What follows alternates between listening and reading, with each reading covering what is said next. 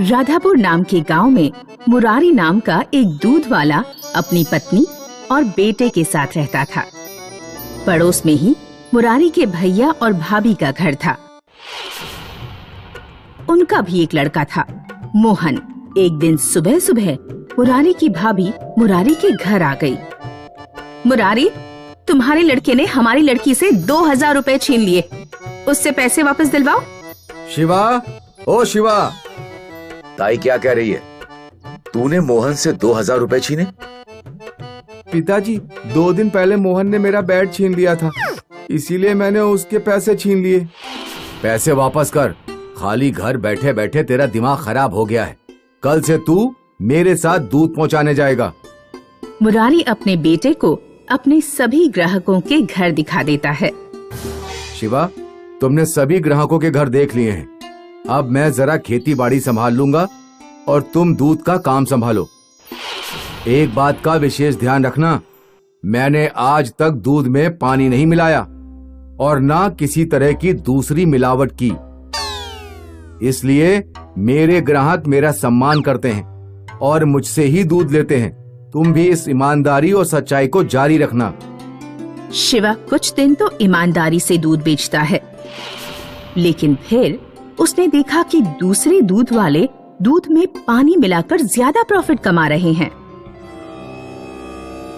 ये पिताजी को बिल्कुल चालाकी नहीं आती। मैं आसानी से 1 किलो दूध को पानी मिलाकर 2 किलो बना सकता हूँ। इस तरह मैं आसानी से दुगने पैसे कमा लूंगा।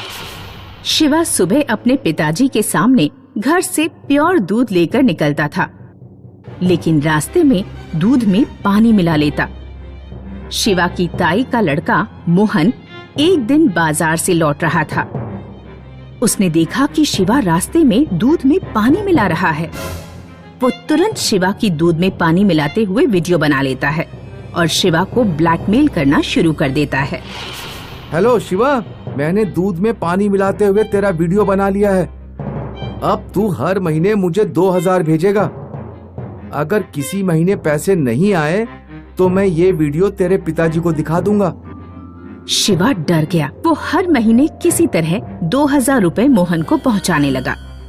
2000 रुपए से मेरे ऊपर कोई फर्क नहीं पड़ने वाला। अब मैं 1 किलो दूध में 1.5 किलो पानी मिलाऊंगा। उधर मोहन ने सारी बात अपनी माँ को बताई। बेटा, केवल 2000 रुपए ही क्यों मांग रहा है? दूध में बहुत कमाई है, कम से कम 6-7 हजार रुपए मांग। सुन शिवा, अगले महीने से मुझे हर महीने 7000 भेजना, वरना तेरा वीडियो तेरे पिताजी को दिखा दूंगा। हे भगवान, इस मोहन की डिमांड तो बढ़ती जा रही है। समझ में नहीं आ रहा क्या करूं। उसी समय शिवा की बचपन की दोस्त पिंकी उसे मिल जाती है। क्या हुआ शिवा, बहुत परेशान दिख रहे हो? वो कुछ नहीं, मैं बस ऐसे ही। मैं तुम्हारी बचपन की दोस्त हूँ, क्या छुपा रहे हो? शिवा पिंकी को सारी बात बताता है। तुम्हें अभी घर जाकर अपने पिताजी को सारी बात बता देनी चाहिए। नहीं, मैं ऐसा नहीं कर सकता। पिताजी मुझे घर से निकाल देंगे। ऐसा कुछ नहीं होगा। आखिर कब तक तुम ऐसे मोहन को पैसे देते रहोगे? मैं कोई ना कोई उपाय ढूंढ लूंगा। शिवा एक दुधिया को जानता था जो केमिकल से दूध बनाता था। शिवा दुधिया के पास जाकर कहता है, क्या तुम मुझे केमिकल से दूध बनाना सिखाओगे? शिवा ने केमिकल की बूंदों से नकली दूध तैयार करना सीख लिया। वो मोहन को पैसे देने के बाद भी अच्छी खासी बचत कर रहा था। हर महीने शिवा घर पर कोई ना कोई महंगा आइटम लेकर पहुंचता। अरे शिवा, आज तुम फिर टीवी खरीद लाए? अभी पिछले महीने तो तुमने टीवी खरीदी थी। वो साधारण टीवी थी पिताजी, ये स्मार्ट टीवी है। मैं बहुत मेहनत से काम कर रहा हूँ, इसलिए हमारी ग्राहकों की संख्या बढ़ती जा रही है, तभी तो हमारी कमाई बढ़ रही है। मुरारी शिवा पर विश्वास कर लेता है। एक दिन जब मुरारी अपने खेत के लिए कीटनाशक खरीदने बाजार पहुंचता है तो उसे एक पुराना ग्राहक मिल गया। और सुनाइए राम प्रताप भाई साहब, दूध में कोई कमी तो नहीं? दूध में तो कमी ही कमी है। कल दूध पीकर मेरी तबीयत खराब हो गई। जब तक तुम दूध लेकर आते रहे तब तक दूध सही आया, लेकिन तुम्हारा लड़का दूध में भारी मिलावट कर रहा है। इस महीने के बाद मैं उससे दूध लेना बंद कर दूंगा। आज जाकर शिवा की खबर लेता हूँ। उधर मोहन शिवा से और ज्यादा पैसे वसूल करने की कोशिश कर रहा था। तुम मुझे हर महीने 15,000 पहुंचाओगे? इतने पैसे मैं नहीं दे पाऊंगा, तुम मेरी मजबूरी समझो। नहीं पहुंचा पाओगे? ठीक है, मैं तुम्हारे घर जाकर सब कुछ बता दूंगा। मोहन गुस्से में घर जाकर वीडियो मुरारी को दिखा देता है।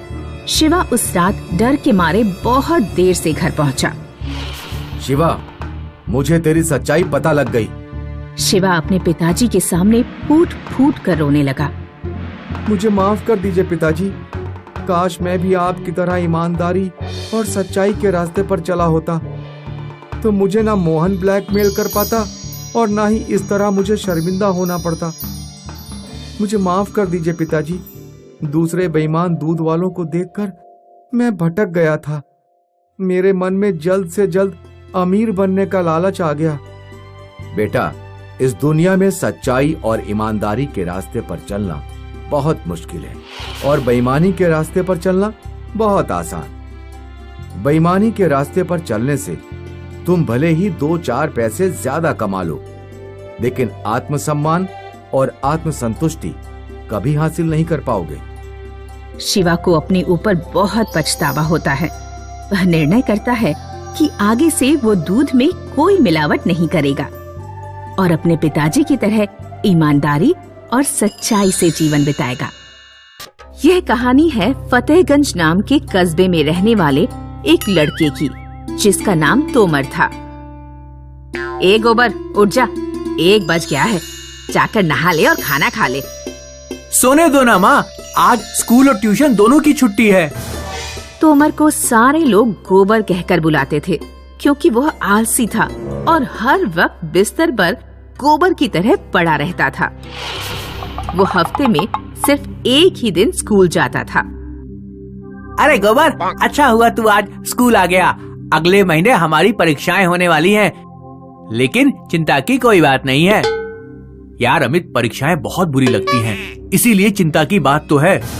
चिंता की बात इसलिए नहीं है क्योंकि मैंने सुना है कि पड़ोस के गांव में एक बाबा जी आए हैं जो एक ऐसी तरकीब जानते हैं जिससे कोई भी बच्चा बिना पढ़ाई लिखाई किए परीक्षा में पास हो सकता है। बिना पढ़ाई लिखाई किए परीक्षाओं में पास? हमें उन बाबा जी के पास जरूर चलना चाहिए। मैं तो अपने पिताजी के साथ जा रहा हूँ, इसीलिए तुझे अकेले ही जाना पड़ेगा। गोबर घर जाकर सारी बात अपनी माँ को बताता है। माँ, क्या मैं उन बाबा जी के पास जाऊँ?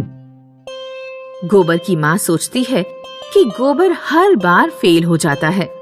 इस बार हो सकता है कि बाबा जी की कृपा से पास हो जाए। जा बेटा, लेकिन रास्ते में कहीं सो मत जाना। गोबर अगले दिन पड़ोस के गांव में बाबा जी के पास पहुंचा। बाबा जी, मुझे सभी कठिन परिश्रम करने वाले लोग बेवकूफ लगते हैं। मेहनत करने का बिल्कुल मन नहीं होता।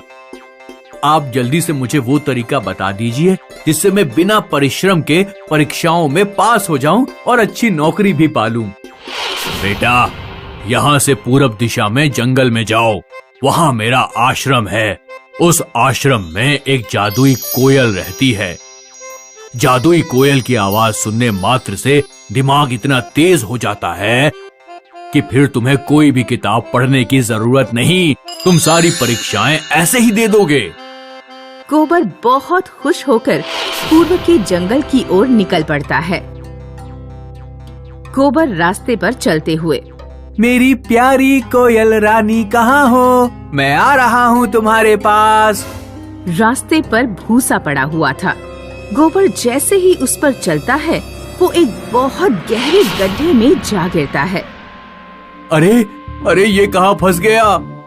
गोबर बार बार गड्ढे से बाहर निकलने का प्रयास करता और बार बार नीचे गिर पड़ता।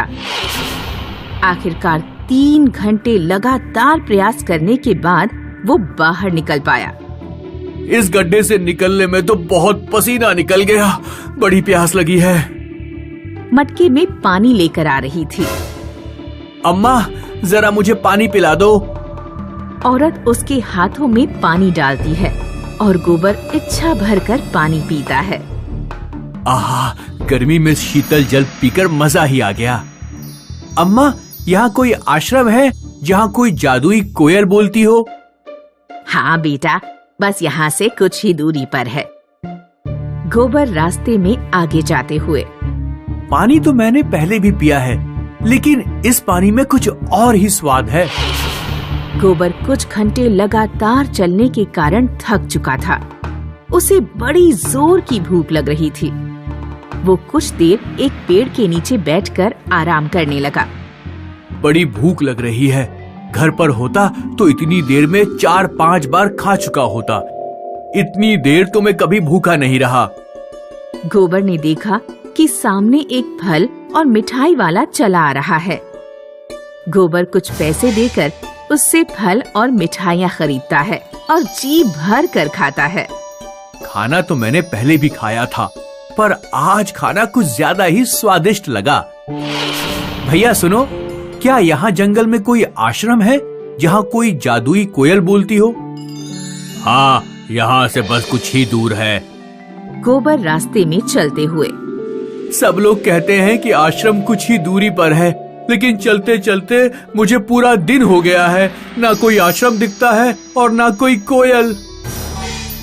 हे भगवान, मुझे तो बहुत डर लग रहा है। सूरज डूब जाता है और जंगल में अंधेरा हो जाता है। भयानक जानवरों की आवाजें आने लगती हैं। आग, मुझे आग जलानी चाहिए, लेकिन मेरे पास आग जलाने के लिए कुछ है भी तो नहीं। अरे हाँ, याद आया, मैंने टीवी में कई बार देखा है कि लकड़ी पर लकड़ी रगड़कर आग जलाई जा सकती है। गोबर जानवरों के डर से कई घंटे प्रयास करने के बाद आग जला लेता है। घर पर 2 इधर बटन दबाया और उधर रोशनी हुई, लेकिन यहाँ आग जलाना बहुत मुश्किल था।